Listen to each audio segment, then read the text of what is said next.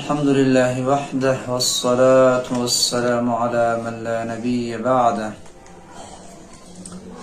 أما بعد فأعوذ بالله من الشيطان الرجيم. بسم الله الرحمن الرحيم. وقال الإمام الجزري رحمه الله تعالى: الترتيل هو تجويد الحروف ومعرفة الوقوف. ده ترتيل أهم دویم جزء معرفة الوقوف أغشرو چې د وقف بنیادی دو اقسامو کیفیت وقف او محل وقف. د کیفیت وقف یو قسم بیان شو چې بلحاظ ادای ورته ویلا، اوس دویم قسم ذکر کیږي د کیفیت الوقف بلحاظ اصل، چې دا وقف بیا په پنځه قسمه دی. یو د هغه نه وقف بالسکون دی. وقف بالسکون دی ته وایي چې یو حرف دی هغه باندې خپل سکون اصلي موجود دی او په هغه باندې وقف وکړی شي، لکه انعمت علیهم، دا میم ساکن دی او دې معنی وقف وشو. دلته اوس د دو خبر ضرورت دی چې اواز کټ کول او سا کټ کول، ځکه حرف سکون خپل موجود دی او دا په خپل اصلي حالت باندې پاتې شو، تغییر پکې رانغی په وقف کې. بل دویم قسم چې دی نو هغه ته وایي وقف بالتشدید. تشدید کې په وقف کې یا کومه جمله کې چې راشي په هغه کې لږه سختي وي، دغه ورته تشدید وایي. وقف بالتشدید دی ته وایي چې کومه جمله کې مشدد حرف وي آخرنه موقوف علیه او په هغه باندې وقف وشي، لکه جان. تشدید باقی ساتل او حرکت حذف کول. او دا تشدید بیا په دوه قسمه دی. یو تشدید وضعی چې کلمه کې خپل موجود دی د اصل نه، او یو تشدید ادغامی دی. نو دا وقف چې کېږي په تشدید وضعی باندې کېږي چې اصل نه کلمه کې موجود دی. لکه دا مثال چې مې درکړو. او چې کوم تشدید ادغامی دی عوضی دی نو هغه باندې وقف نشي کېدلی. لکه د مثال په تور سي تور والا داسې لکه مل لدن ولې سره وي مل، نو مل باندې وقف نه کېږي چې وقف کېږي په من به کېږي چې هغه بیا بل قسم د اظهار دی. او دې تشدید کې غلطي کول دا ولحن جلی وي چې سړی داسې وایي ولا جان. او کله تشدید کې خلک مبالغه کوي لکه فطل تکه وایي نو فطل داسې راونیسي. یا خلک دا منځونه کوي په دې منځونه کې داسې وایي سمع الله نو لام ونیسي، دا نیولی کېږي داسې نه چې زیات احساس شي. السلام علیکم ورحمة الله داسې د علام احسار کړي، دا نه احسارېږي. ورحمة الله ډکوالی په خپل ځای او د دې احسارول دا غلطي ده، دا لحن جلی شو. بل چې دی وقف بالاظهار ورته وایي. وقف بالاظهار دی ته وایي چې وصلا په یو جمله کې یو تغییر واقع کېږي او ته وقف کې التا په خپل حال پاتې شي. لکه من قبلک ته وایي نو وروسته قاف راغلی، اخفای حقیقي ده، خو که ستا سا ختم شي یا شاګرد ته چل د وقف ښې نو ته وداسې وایي چې من داسې قاف ته ونه وړي. دې نه څه شی وقف بالاظهار. او بخبل حال بعد سي ادغامنا والا لك اليكم مرسلون اليكم مرسلون نويل من ربك توقف كه من نو وصلن بك تغيير چ ادغامو او په حالت د وقف کې بخبل حال پات شو بخبل اصل پات شو ندې کوي وقف بالاظهار د دې نو څه چې د څلورم قسم د وقف هغه ته وایي وقف بالحذف. وقف بالحذف دې ته وایي چې وصلن یو حرف دې چې هغه ویل کېږي او توقف وکړي هغه حرف حذف شي. لکه مثال داسې والا فما آتاني الله وس وقفكم لك فما آتاني الله دي معنى دوس وقفكم نو فما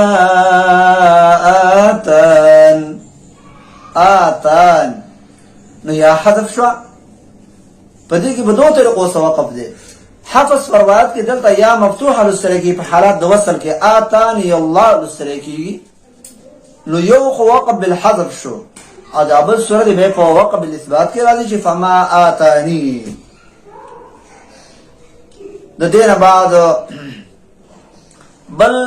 وقف چې دا هغه ته وایي وقف بالاثبات. وقف بالاثبات دی ته وایي چې هغه وونه یا هغه یاګانی یا هغه الفات چې وصلن هغه نه ویل کېږي هغه حذف کېږي یو قانون د وجنه دی قاعده د وجنه.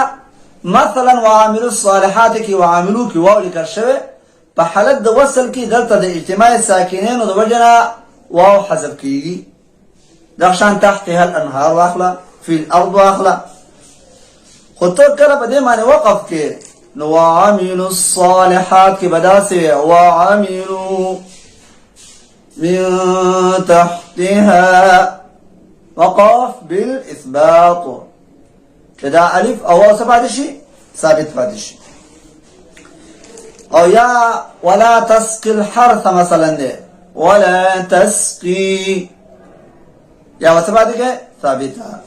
ولا تسقى دا څه وقفونه کې او نو دسي خلک کله دسي ولا تسقل هغه جمله د حرف راونسي دا بالکل غلطی ده. دا دسي چې لکه سړی سره لاس جدا کوي ځکه دا حرف د هغه جمله ته دلته کټ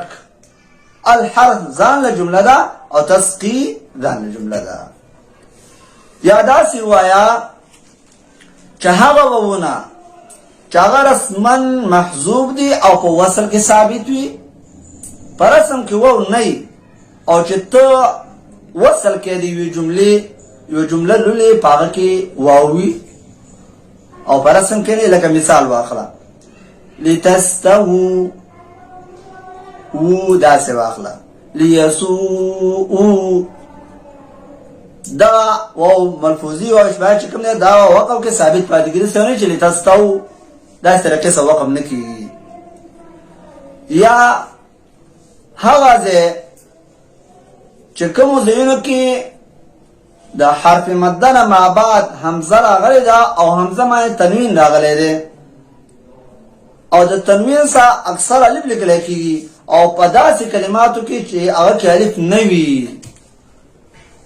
نو ته چې دلته خو الف نشته تنوین په الف بدلېږي نو دا څنګه وقف زه وکم نو دالته وهم توقف اثبات د الف سره کې لکه مثلا جاء او نساء د څونه چې نساء ځکه چې الف سنشتا خل دې او د څونه چې جاء بلکې اثبات د الف سره وقف کې څه سره کې اثبات د الف سره او دا قاعده سیا ده کا چې کلام کوم ځای کې د حمزه مخکې حرف مد راغلی او په حمزه باندې تنوین راغلی نو په دغه ټیم کې په دغه ځای کې د تنوین سره الف نه لیکل شوی او وقف په اثبات د الف سکی ورته زمو د کسرو په تنوین باندې شکل وقف کیږي لاغت وقف بالحذف وي دام وقف بالحذف دا قسم نه دی لکه علیم دی توقف کې علیم او چکر د فتحو په تنوین باندې وقف کې لاغه سره سکیږي تاریخ سره ولېږي وصوان دار الله شي سوجدا چې د زمو د کسرو په حالت کې و او یا دا زمو د کسرو تنوین په و او یا سره بلېږي او د فتحو تنوین په سره بلېږي نو جواب دار چې وقف د رسم تابع دی د فتحو په صورت کې الف الف لیکل شوی او لك عليم لك عليما التا شتا الف ابدا الف شتا او عليمون او عظيمين د زمو د کسرو سرا و او یا نوی لیکل شي نو دلته چې کله د زمو د کسرو په تنوین باندې وقف کیږي دا د کوم وقف د قسم نه د وقف بالحذف د قسم نه او چې د فتحو په تنوین سره وقف کیږي په هغه صورت کې چې الف ور سره نوی لیکل شوی دیتا وقف بالاثبات وي او هغه صورت کې چې کله د فتحو تنوین لیکل شوی ور سره الف لیکل شوی هغه ته وقف بالابدال وي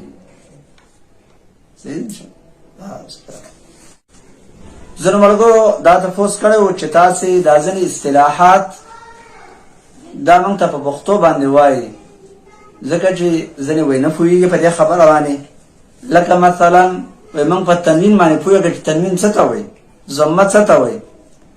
نو تنوین دو زیرونو او دو پیشونو او دو زورونو ته وایي او کله چې موږ وایو نون ساکن نو نون ساکن هغه نون ته وایي چې د بره پې دا سکون موجود وي چاند پښتانه ته غړوندی وایي دا خبره شو بل کسره چې کله موږ وایو نو کسره زیر ته وایي چې د حرف د لاندې لیکلی شوي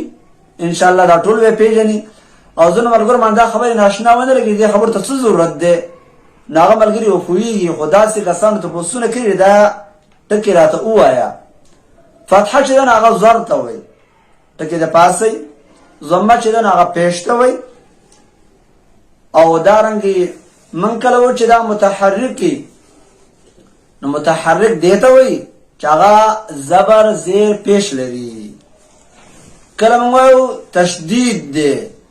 نو تشدید دغه شد ته وایي نو بل دا چې کوم ملګري د کوم ټکي په مطلب نه پوهېږي نو په دې باندې نمبر لیکلی شوی دی ما ته د خیر د ځان له په واتساپ باندې وایي انشاءالله زه به پوه کوم